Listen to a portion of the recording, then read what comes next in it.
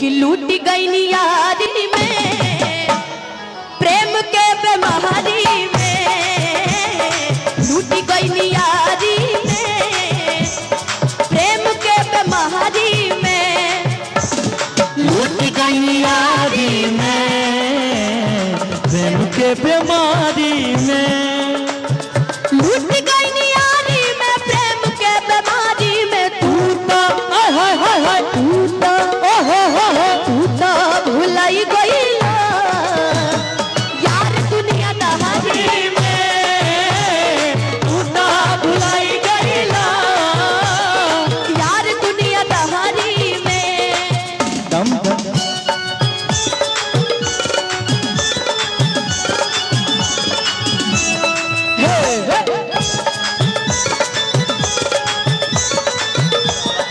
क्या बात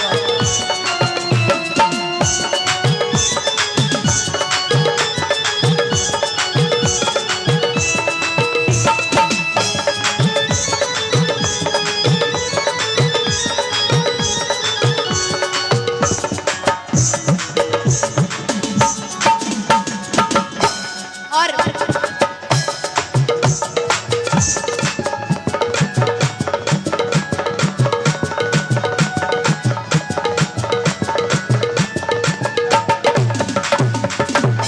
लड़का कह रहा कि ये जा क्या कहता ए करे जा एक करे जा, एक करे जावो फूल आके ले जा।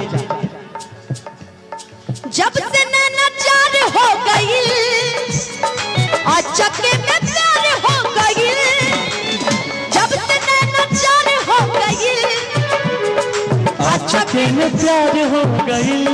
भावेश हेलो भावेश इसके बाद वाली लाइन सुनिएगा।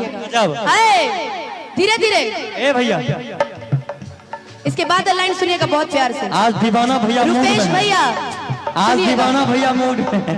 हो का कहीं हो ए सोना तोहरे से प्यार हो गई, का कहीं हो ए सोना तोहरे से प्यार हो गई, जब से नैना चार भइल और चके में प्यार भइल मिले के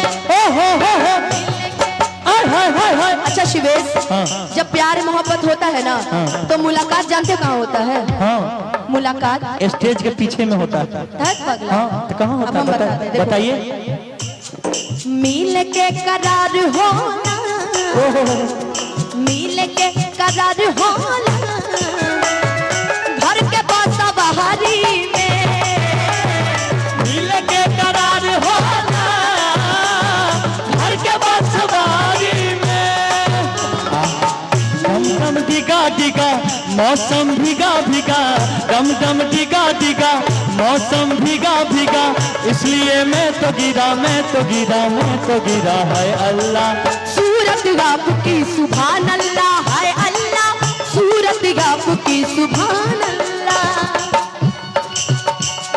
में प्रेम के बीमारी में लूट गई यारी में, प्रेम के बीमारी में।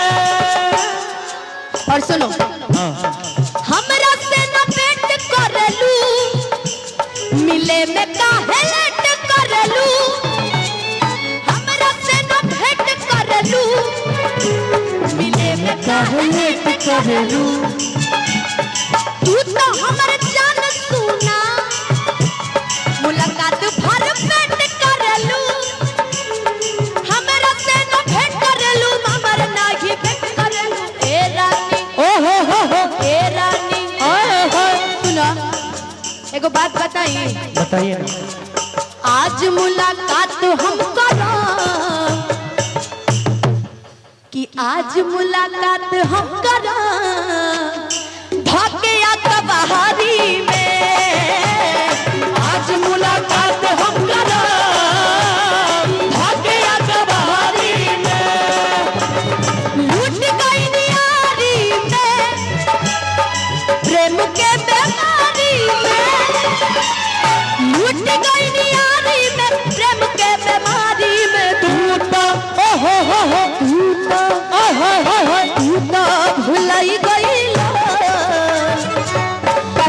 कि हाँ हमरा के तू काहे भुला गइल हो सुन लो कि तेरी खातिर मैं दुनिया में बदनाम हूँ हाय हाय हाय कि तेरी खातिर मैं दुनिया में बदनाम हूँ फिर भी तू भूल जाए तो मैं क्या करूं क्या बात है। कि मैं शराबी शराबी मैं शराबी।